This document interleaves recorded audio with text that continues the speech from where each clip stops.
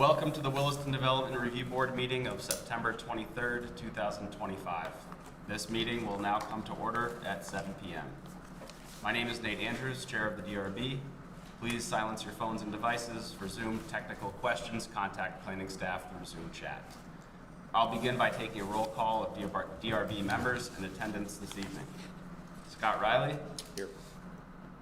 Pete Kelly. Here. Brian Curtis. Here. Matt Fraser. Yes, here. And the chair is present. We have a quorum. There is one item on the agenda for tonight's public hearing, DP 26-01. L&W Supply Companies, in care of DuBois and King, requests a discretionary permit for a 1,917 square foot canopy addition to the existing building at 121 Commerce Street in the IZDW. The Development Review Board, DRB, follows rules of procedure and conducts quasi-judicial proceedings, aka public hearings like a court, pursuant to the Williston Unified Development Bylaw, WDB, Chapter 6 and Appendix A. The powers of the DRB are established in and limited by this bylaw, as well as state statute and expounded upon in the staff reports for each public hearing application.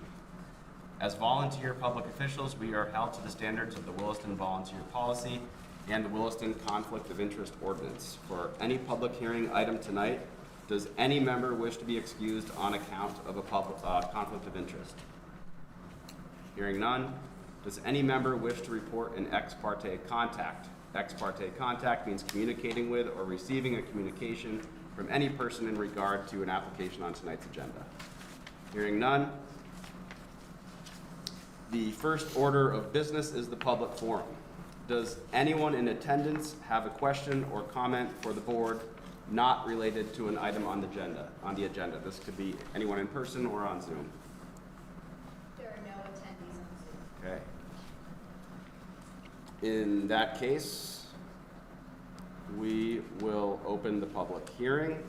The hearing for DP 26-01 at 121 Commerce Street in the IZDW will open at 7:01 p.m. Will the applicant please approach the table? Here. Hi. Hi, I'm Matt Mears with DuBois and King. Thanks for meeting with me. Thank you, Matt. Staff goes next. Thanks, Nate. This is a request for a discretionary permit for a canopy addition at 121 Commerce Street. Sorry, Emily. Don't mean to interrupt you, but I should have asked for your address. Yeah. For D&K's address? Sure. 6 Green Tree Drive in South Burlington. Okay, thanks. Sorry, Emily. All good. Thanks for noticing that. So this is a request for a discretionary permit for a canopy addition at 121 Commerce Street in the Industrial Zoning District West. The site is currently developed with an approximately 24,000 square foot single-story building with parking and outdoor storage. The property is 2.15 acres. There's no change to the proposed use. This property is not subject to design review or Conservation Commission review. Staff recommends taking testimony and closing the hearing tonight, deliberating and approving the application with specific conditions to correct unpermitted nonconformities and ensure the necessary details are confirmed at final plans. This is the first time the DRB is reviewing the request. Prior property history includes a notice of violation in 2012. The notice of violation was for a new driveway, street access, and other site work. We'll get into some of those details in a moment. The date of approval was date of construction was approximately 1970. I was unable to locate any other permits in all of our various records for this property. Public Works and the Fire Department reviewed this application and had no comments. The E911 coordinator is not required to comment. They're not changing the street or addressing. No comment letters were received at the time of mail out, September 18th, nor up to the meeting tonight. Industrial Zoning District West, there's a specific condition of approval. The front yard setback is 35 feet, and the property is not eligible for an average setback exemption to have structures or parking closer than 35 feet. Outdoor sales and storage are allowed in this district, but they must be designated on the site plan. So final plans shall designate outdoor storage to update the record for this property, since we have no record of any approved outdoor storage areas. Vested rights, non-conforming lots, uses, and structures. Here I'm providing specific findings and conditions. The permit record is sparse, and the building was constructed around 1970. I reviewed the permit records and building permits issued in 1969 and 1970 and couldn't find anything. The zoning violation was issued May 29th, 2012 for, quote, a new driveway, new street access, and other site work. This letter did not include pictures. I've reviewed publicly available satellite imagery. There's a Historic Aerials website photo from 1984 that depicts 2 curb cuts. And the larger parking paved area to the south and west of the building. The May 2012 Google imagery depicts a parking area off of that northern curb cut that doesn't seem to be visible in the earlier imagery. Briefly, I'm going to switch screen share over to my web browser and pull up the street view. So the reason I do think that driveway on the north side was original is there's a loading dock and a man door on that side of the building. And there were no permits to change that side of the building, but that loading dock presumably was there from its original construction. And it was there. This driveway is very clearly there in that 1984 imagery. So I don't know what happened when that 2012 zoning violation was issued. It might have been issued in haste. The description was quite vague, and it didn't include any pictures of the site. So per Chapter 2, vested rights are only established when a complete permit application has been submitted. No permit record exists for the expanded parking and outdoor storage. Therefore, those areas have no vested rights. Unpermitted nonconformities must be corrected at final plans, and there's 2 unpermitted nonconformities. The parking spaces within the 35-foot front yard setback. Those spaces must be removed, but the driveway can remain. And number 2, outdoor storage and site clearing within the setback. The final plans must include a landscape planting schedule for that 9-foot buffer. I do note that the applicant's site plan did depict that area and does propose to remove the outdoor storage already. This condition was just take it a step further to add that planting schedule. I'll pause there if we have any questions on vested rights and the nonconformities. Okay. Off-street parking and loading, standard conditions are here. Final plan shall distinguish individual parking spaces, including 1 ADA space near the main entrance, as well as 2 short-term bicycle spaces. Typically, the number of required bicycle spaces is 4, but a reduction may be permitted where the DRB finds that the nature and location of the use makes it highly unlikely. Commerce Street is a industrial street. It's feasible that there could be some bicycle activity to this use, so I'm not outright recommending that it all be waived, but I think the reduction to 2 spaces would be permissible here.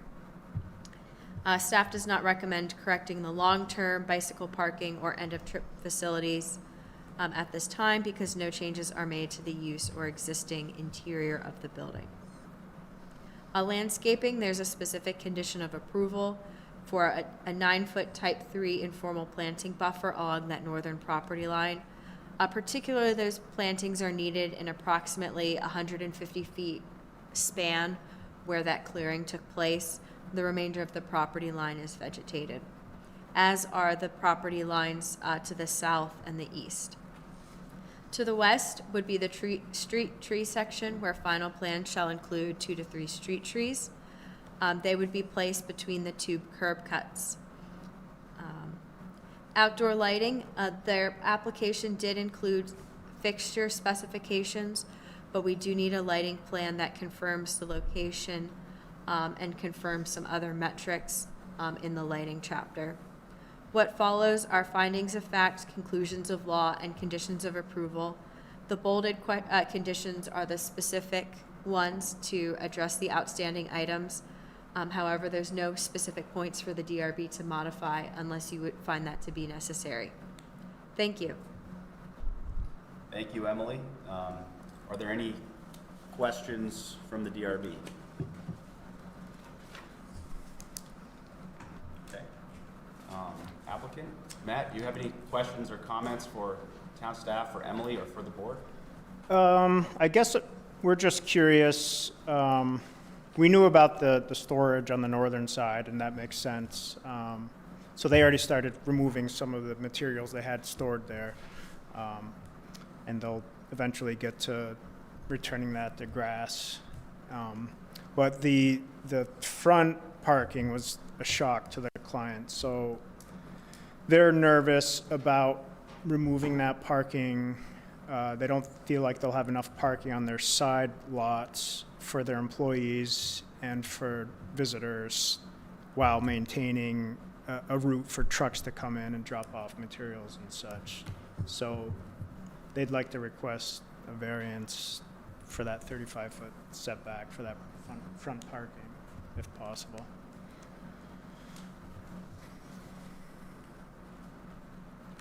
Emily, what's the, I'm a little unclear. Sorry, your mic's muted. Oh, push the button, In the base. the touchpad. There. What, is there a grandfather length of time on something that is non-conforming? There is, so the grandfathering comes into play when there is an approved permit and a vested site plan. So if there was something in the file, however, vested rights can go away when it doesn't conform with the zoning. So in section 2.8 of that nonconformity chapter, the DRB has the authority to correct nonconformities as part of a permit. There's two types of nonconformities, legal and illegal, or the friendlier words are permitted and unpermitted. So a permitted nonconformity is one that we have records for, and an unpermitted nonconformity is like what we're dealing with the parking, where we don't have any permit records for the site. So let me stop you right there. Why is that his fault? You don't have any permits. There could be permits. I mean, you don't have permits in your file. That building was built in 1970. Yeah. I don't have permits in the file. I do have aerial imagery where the 2004 imagery is pretty crisp on that driveway, and From 1984, right? this is from 2004, so it's pretty clear on the driveway. And 2012, you can see that it's been expanded. So Yep. we don't know what it was like in 1970. We do have an idea of what was there in 2004, and there's no permit record in that 2000s era that gives any indication that that parking was expanded legally. And are you using the parking that Emily's identified in the front where that loading dock is? Yeah, I think that's mostly employee parking at this point. I think visitors park on that. There's an entrance on the southern side there, but I think the majority of the employees park in that area right there.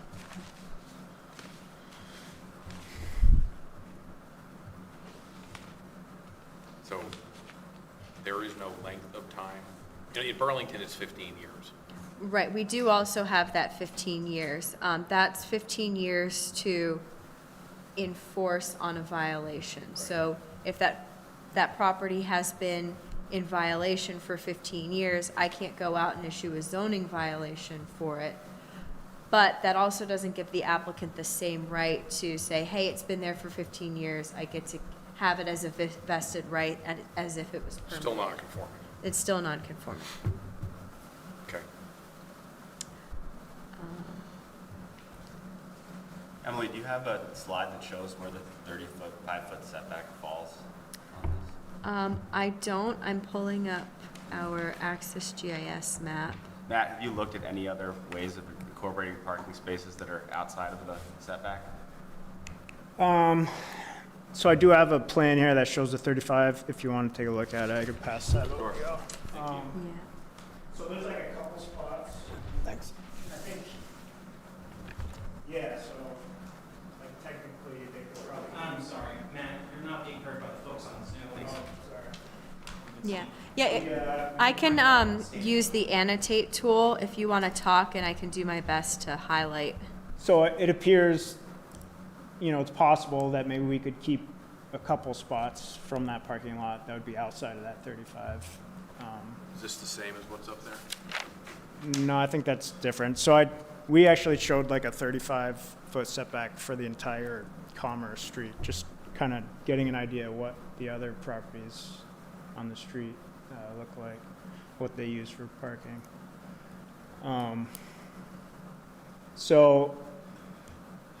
To be honest, they do have a lot of traffic coming in and out of the other driveway, and getting as many cars out of that turning movement and truck traffic would be desired, just from a safety standpoint. We could, and honestly, like they have issues storing all their stuff on site. That's part of the, that's why they were storing it up north of the property line and within the setback. So I think it's a pretty tight site as it is. It's going to be tough to relocate whatever that is, 8 spots. Emily, you want to give the applicant a rundown on variances and how they don't exist? Unfortunately, that's true. So the only time state law and our zoning allows a variance is when the property has no other options to be developed in conformance with the bylaw. And our bylaw doesn't have waiver provisions or exemption provisions in the same way that other town zoning might be able to provide a waiver for this setback. So this is the 35-foot. To show what the 9-foot would be to the side, you might have some room on the side of the building to squeeze in some additional spaces. Let me get the annotate tool.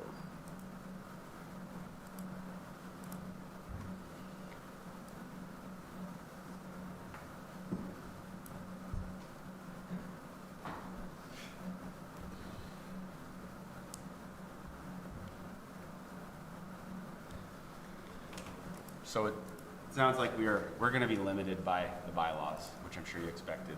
And in deliberation, we may be able to come up with some ways to allow other parking spaces within the setback rules. Right? I don't think we can hash out anything more on this right now. Is there anything else you'd like to bring to the board at this point? I don't think so. Everything else pretty much made sense from the report we were given, and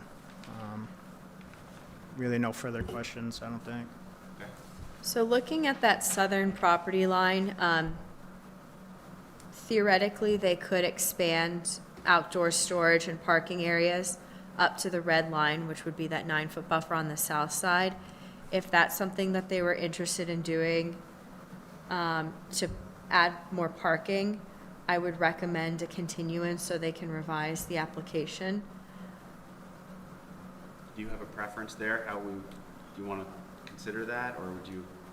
Yeah, I think that's worth bringing up to the client, see if they would be open to that. I think they're looking for more space, so that if that space is available, then it'll be worth looking into. So, What would be, how much time do you think you would need? What would be the next date we could look at? The October 14th agenda is quite full. so we'd have to meet again in order to. I think they want to get started building the canopy before the winter. So, I think they can live maybe without parking in the front in the meantime, and so they're really just hoping to build a So canopy. if you want, if the board can vote on this as written, and chances are it'll get approved. I don't know, everybody has a vote, but my guess is it would, as written, as the staff notes are written, it would probably get approved. So then we could come back if we wanted to If you add wanted parking to the south do or a something. whole nother submission. Sure. So if you're trying to get construction going now, or, as fast as possible within the limits of the bylaw, that's probably your best bet. If you want to start to, go back to LNP or Right. the Can I get back to you on that? well, not really. I mean, you gotta tell us. Darn. You gotta tell us whether you want to continue it or you want it to vote. Yeah, I was hoping somebody would be online, but it doesn't look like anybody else is. So, And I'm still seeing no attendees on Zoom. all right. I'd say let's, I don't want to hold them up with building the canopy, so. So if you do this, you gotta remove the parking. I think that's all we can do, really, so they're in violation, so. And if you want to come back and maybe put some parking on the side, in the side, or storage in the side, then that's certainly certainly something you can do on another application. Okay. Yeah, I think that's the plan. That sounds like a good plan to me. Yeah, so timeline-wise, if the DRB closes the hearing tonight and makes a decision and approves the application, we would be able to sign final plans and issue an administrative permit for that canopy at the very earliest by October 15th. So probably like October 15th through October 22nd, they would have that administrative permit to be able to construct the canopy. And that's assuming that final plans and that administrative permit are submitted before the notice of decision goes out. So it's a very fast timeline. October 28th would be the next available DRB agenda if we were to continue. And Friday, October 3rd, next Friday is the filing deadline for November 11th. So, if you wanted to approve the application tonight and then on Friday, October 3rd, file an amendment to expand some of that parking and outdoor storage, they would be approved on relatively similar timeframes. Good to know. Thank you. And would you like to continue in the way that you stated previously? Yes. Voting tonight? Yes, please. Okay. Well, I'm confused. What are we doing? We are going to vote as is tonight. We're not continuing. We're not continuing. Right. We're going to continue the path of voting tonight. So those parking spaces would require an amendment or another application entirely. Is that right, Emily?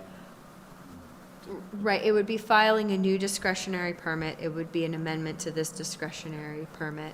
Got It it. would follow that 5-week filing deadline timeline. But they would likely be looking at a hearing in November on that amendment. We won't be able to issue a certificate of occupancy on the canopy addition with the parking out of compliance, but it's probably going to be a couple months before it's fully constructed, and assuming they get that amendment for the other site stuff. But if they remove it, you can. Yeah, if they remove it, I can issue that CO. Right. So if the board votes tonight, it will be working under the assumption that that parking will be removed unless some other filing occurs. Well, we have to remove the You gotta parking You got to remove it anyway. regardless, right? Yeah. Okay. So, Right. All right, any other questions or comments for us tonight? nope. All right, well, thank you for coming in and working through that with us. And before you finish, Yep. I want to just ask the board if Yeah. anybody here has any further Sorry about questions. that. I do not. Okay, all set. With that, we will close DP 26-01, and the board will enter into a deliberative session. Thank you. Okay. Thanks for coming.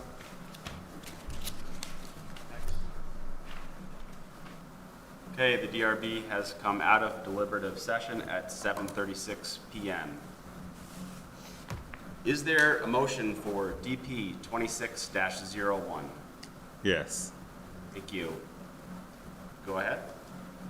As authorized by WDB 6.6.3, I, Brian Curtis, move that the Williston Development Review Board, having reviewed the application submitted and all the accompanying materials, including the recommendations of the town staff and the advisory boards required to comment on this application by the Williston Development Bylaw, and having heard and duly considered the testimony presented at the public hearing of September 23rd, 2025, accept the findings of fact and conclusion of law for DP 26-01, and approve this discretionary permit subject to the conditions of approval above. This approval authorizes the applicant to file final plans, obtain approval of these plans from staff, and then seek an administrative permit for the proposed development, which must proceed in strict conformance with the plans on which this approval is based. Thank you, Brian. Is there a second? I'll second it. Thank you, Scott. Any further discussion? Hearing none, I'll take a roll call vote. Scott Riley, Aye. Pete Kelly, Yay. Brian Curtis, Yay. Matt Fraser, Yay. and the chair is a yay. Motion passes. 5 ayes, no nays. 5 ayes, no nays, motion carries. And who Is there- seconded that? Scott. I did. Okay. Is there a motion to approve You good? the minutes dated August 26th? I'll make a motion to approve the minutes dated August 26 as written. Thanks, Pete. Is there a second? Second. All in favor? Aye. Aye. Aye. All opposed? Okay. 5 ayes, no nays. 5 ayes, no nays. Motion passes. That- Any other further business? Any further business? No further business. We have the meeting on October 14th. I don't think on Friday 19th, we did not receive any applications, so there will not be a meeting on October 28th. Let me double check when Thanksgiving is this year. It's on a Thursday. Yep, always on Thursday. Thursday, November 27th. So as of now, we are scheduled to have a meeting that preceding Tuesday. So just keep that in mind for quorum. Okay. That filing deadline is October 17th. Okay? Thanks, Emily. Is there a motion to close today's meeting? I'll make a motion to adjourn the meeting. I'll second it. Thank you. All in favor? Aye. Aye. All opposed? 5 in favor, none opposed. Motion, meeting is closed, adjourned at 7:39 PM. There you go.